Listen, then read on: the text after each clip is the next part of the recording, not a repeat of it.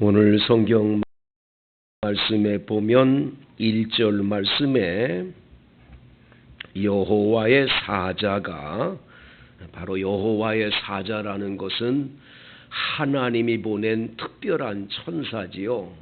그런데 이 여호와의 사자 그러면 구약시대의 여호와의 사자는 천사하고 좀 다르다. 그래서 성경학자들은 이분이 우리에게 오신 예수님이 예전에 그렇게 활동하신 것으로 이렇게 해석들을 하는 분들이 많습니다. 아무튼 하나님이 특별하게 보낸 사자가 길갈에서부터 보김으로 올라와서 말을 합니다. 이 여호와의 특별하게 보낸 사자가 이야기하기를 너희들을 애굽에서 올라오게 해서 너희 조상들에게 맹세한 이 땅으로 이렇게 들어오게 했는데 너희들은 어떻게 왜 이 땅의 주민과 언약을 맺지 말고 그들의 제단을 헐어버리라고 그렇게 얘기했는데 내 말을 안 듣느냐 이거예요. 하나님 섬기지도 않고 그 땅 주민들을 다 몰아내라고 했는데 몰아내지도 않는 거예요. 어떻게든 그들을 몰아내서 그들이 섬기는 그 우상들을 섬기지 않도록 하나님이 하려고 그들을 몰아내라고 그러는데 안 몰아내는 거예요. 그대로 두는 겁니다. 그래서 오늘 성경 3절을 보시면 그러므로 내가 또 말하기를 내가 그들을 너희 앞에서 쫓아내지 아니하리니, 하나님이 이제는 안 쫓아내 주시겠다는 거예요. 하나님이 그들을 그냥 내버려 두시겠다는 거예요. 그들이 너희 옆구리에 가시가 될 것이요 그들의 신들이 너희에게 올무가 될 거라고 이렇게 말씀하시는 거예요. 여러분, 쫓아내라고 할 때 쫓아내야지 왜 하나님 명령을 거역하고 쫓아내지를 않고 그대로 내버려 두냐는 거예요. 그러니까 이스라엘 백성들이 하나님 말씀을 듣지를 않으니까 이렇게 되는 거죠.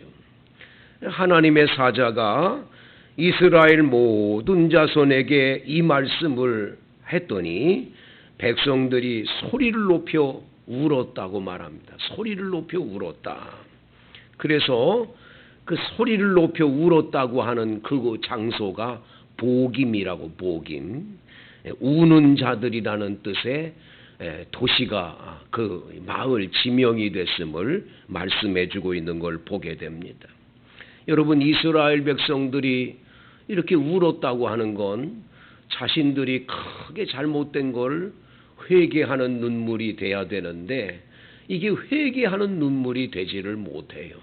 그 다음 절에 보면 여호수아가 생존할 동안 그 여호수아와 함께 있었던 장로들이 살아있을 때는 하나님을 잘 섬겼는데 이 여호수아가 세상을 떠나고 그들의 지도자였던 장로들이 다 세상을 떠나고 나니까 이스라엘 백성들이 어떻게 됐냐. 10절을 다 같이 보세요. 그 세대의 사람도 다 그 조상들에게로 돌아갔고 그 후에 일어난 다른 세대는 여호와를 알지 못하며 여호와께서 이스라엘을 위하여서 행하신 일도 알지 못하였더라. 그러니까 이 사람들이 하나님도 모르고 하나님이 행했던 놀라운 이적도 모르는 그런 세대들이 이렇게 태어나가지고 이 다음 세대로 믿음의 계대가 이렇게 이루어져야 되는데 내려가지를 못하고 그냥 그 세대로 끝나버렸음을 안타깝게 기록해 놓은 걸 보게 되지요. 성도 여러분, 오늘 본문에서 우린 세 가지를 꼭 기억해야 합니다. 첫째는 하나님의 명령은 절대 순종이에요. 절대 순종. 하나님이 하라는 말씀은 노가 있으면 안 돼. 아멘만 있어야 돼. 하나님이 하라고 하는 말은 나는 반드시 지키겠다. 좀 힘들어도 어려워도 그래도 분명하게 그것은 지켜야 되는 거예요. 이스라엘 백성들이 이렇게 땅을 좀 차지하고 뭐 먹고 살만하니까 그냥 옆에 있는 그 가나안 7족속들을 물리치고 몰아내야 되는데 그냥 같이 살도록 내버려 두는 거야. 이만하면 되지 뭐 어떠냐. 이 정도 됐으면 됐지. 절대 아니에요. 그들이 있는 한은 그들이 섬기는 신이 오염돼 가지고 자신들도 하나님 버리고 그 우상 섬기게 돼 있어요. 그렇기 때문에 이 사사기는 끊임없이 이스라엘 백성이 하나님을 버리고 우상 숭배를 함으로 계속 어려움을 겪는 이야기로 가득 차 있는 거예요. 성도 여러분, 12월 달입니다. 우리가 올 1년 동안을 살며 이 마지막 마무리하는 달에 내가 하나님이 나에게 말씀하신 것을 잘 지켰는지 한번 생각해 보실 필요가 있어요. 내가 이거는 잘 못 지키고 있다. 다른 건 다 지키는데 이것만큼은 내가 잘 못하고 있다라는 게 있으면 철저히 여러분의 자리가 복임이 돼서 정말 우는 자들이 돼서 가슴을 치며 울면서 아버지 내가 바른 길로 가겠습니다 하고 회개하고 돌아서는 은혜가 임할 때 하나님은 여러분의 삶을 영원히 복을 주실 줄로 믿습니다. 지금 여러분 이 코로나19보다도 더 전염성이 강한 오미크론이라고 하는 또 이상한 질병이 하나 나타났잖아요. 이건 뭐 감염이 되면 이거 치명적이라는 거예요. 이 코로나19는 감염됐다가 많은 분들이 이렇게 정상으로 돌아와서 사망률이 그렇게 많지가 않잖아요. 근데 이 오미크론은 감염되면 치사율이 굉장히 심한 거예요. 아주 무서운 거예요. 사실은 우리나라 사람들이 좀 많은 사람들이 감염이 됐다 해도 코로나19 때문에 감염돼서 죽은 숫자는 그렇게 많지가 않거든요. 근데 이 오미크론은 아니라는 거예요. 남아공에서 시작된 이게 남아공에는 이 오미크론이 딱 닥치면서 죽는 일들이 굉장히 많으니까 굉장히 두려운 거죠, 여러분. 이 전염병은 계속 되지 않나? 왜 전염병을 하나님이 우리에게서 걷어가 주지를 않을까? 한번 돌아봐야 돼요. 이 온 지구상에 있는 사람들이 좀 먹을 것, 입을 것, 등 따숩고 배부르고 좋으니까 하나님 버리고 자기들이 똑똑한 척하고 자기들이 대단한 척하고 하나님 무시하고 우리 살았잖아요, 그동안. 얼마나 우습게 여겼습니까, 하나님을. 이 지구상 땅덩어리의 백성들이 얼마나 하나님 앞에 범죄를 많이 했는지 몰라요. 하나님 앞에 우리 철저히 회개하고 돌아가야 합니다. 그것만이 이 모든 전염병에서 건져낼 길인 줄로 믿습니다. 우리 회개운동이 일어나야 돼, 회개운동. 너무 잘못되게 살았어요. 그 전염병이 내게 안 왔으니까 괜찮다가 아니라 그 전염병이 지구상의 많은 사람에게 감염되고 이거 죽어갈 때 교회는 회개운동이 일어나야 되는 거예요. 우리가 회개해야 돼요. 대한민국을 위해 회개하고 이 백성들이 지은 죄를 회개할 때 대한민국을 살려주고 이 지구상 땅덩어리를 하나님이 다시 한번 은혜를 베풀어 주실 줄로 믿습니다. 두 번째, 여러분, 이 본문에서 우린 꼭 기억해야 될 것은 영적 지도자들이 필요한 거예요. 여호수아와 같은 영적 지도자들. 이런 사람들이 있는 동안에는 믿음이 그래도 지켜지잖아요. 신앙이 지켜져요. 근데 영적 지도자들을 우습게 아는 시대가 돼버렸어요. 목사들은 그 목사 여러분, 목회자들에 대해서 여러분들이 우습게 생각하는 순간부터 그때부터 신앙은 나락에 떨어지는 거예요. 하나님도 예수님도 없게 되는 거예요. 그 교만함이 그 속에 확 들어가 가지고 그 사람들의 인생이 잘못된 길로 가는 거예요. 그런데 그런 사람들이 말하는 걸 따라다니면서 같이 동조를 하고 같이 그러고 가요? 여러분, 영적으로 크게 해를 입는 거예요. 그러니까 어떤 일이 있든지 여러분들 꼭 기억하세요. 영적 지도자들에 대해서는 그 권위를 인정하고 그대로 신앙의 길로 잘 가셔야 돼요. 만약에 여러분이 다니는 교회의 담임 목사님 도저히 이거 마음에 들지 않고 나 영적으로 볼 때 저분 따라다니면 안 되겠다. 저분이 너무나 잘못된 죄를 많이 졌으니까 저런 사람하고 같이 있으면 안 된다.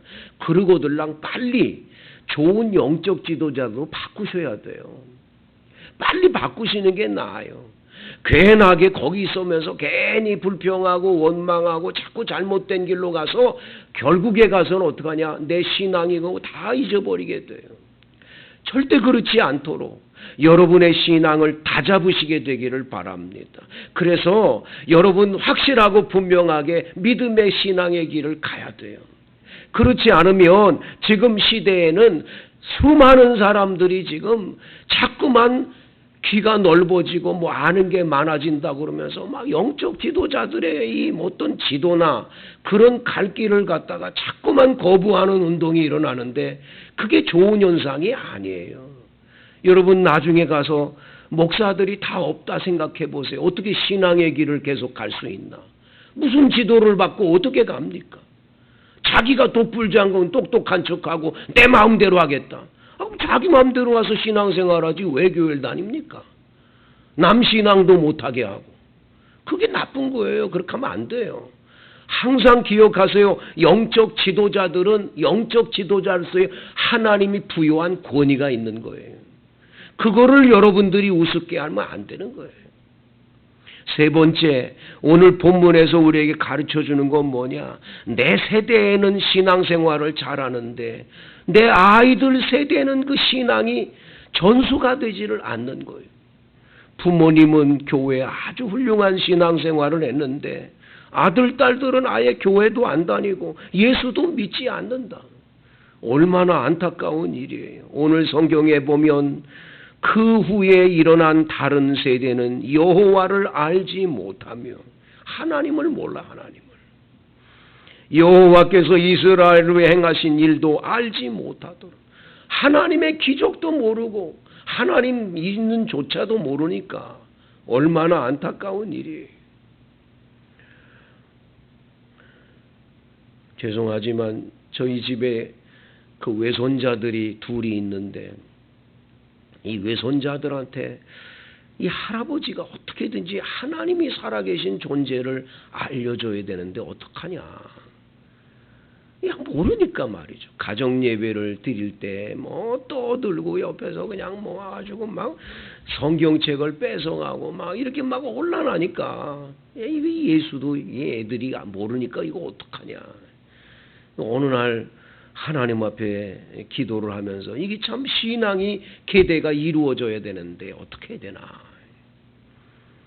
그러는 가운데 우리 그 요셉이라는 아이가 뭐 할아버지하고 나한테 와서 막 엉겨붙고 나하고 뭐 레슬링 하자고 그러고 막 그러는데 이게 레슬링을 할 때 머릿속에 딱 떠오른 게 하나 있어요. 아, 이 녀석을 내가 꼼짝 못하게 하고는 예수님 도와주세요. 그러면 내가 놔주는 걸로 한번 해보자. 그래가지고는 그냥 리슬링을 하다가 그냥 잡아가지고는 그냥 계속 간지러움을 태우고 그냥 그러니까 애가 그냥 아이고 할아버지 놔주세요. 그래서 할아버지는 못 놔줘. 예수님 도와주세요. 그러면 내가 놔줄 거야. 그래가지고 예수님 도와주세요. 그런 순간 내가 놔줬어요. 그 다음부터 이게 계속 되면서 예수님 도와주세요가 이제 입에서 계속 나오면서 예수님 도와주세요를 항상 하는 거예요. 어려울 때 자신이 어떻게 힘들고 어려울 때 예수님을 찾는 믿음을 갖도록 그렇게 만들기 시작해요. 그냥 어려울 때 깜깜해져 가지고 불이 껌껌해지니까 화장실에서 예수님 도와주세요. 예수님 도와주세요. 소리를 지르게 되는 걸 보면서 아이 참 다행이다 생각이 들었어요. 여러분 우리가 우리 아이들한테 우리 손자 손녀들한테 다음 세대들한테 믿음이 자꾸 이 계대가 내려가서 우리 가정의 믿음이 나 때로부터 끝남이 아니라 나 때문에 천대까지 복을 받는다 했으니까 내 후손들 천대까지 복을 받는 가정 돼야지요, 여러분. 여러분의 가정이 이러한 축복을 이루는 가정 되기를 간절히 바랍니다. 12월 됐습니다. 금년 한 해가 마지막 지나가면서 금년에 우리 가정이, 우리 가족들이 하나님으로부터 큰 은혜와 복을 받아서 정말 12월 한 달을 정말 하나님이 우리 가정을 지켜주셨구나 간증하는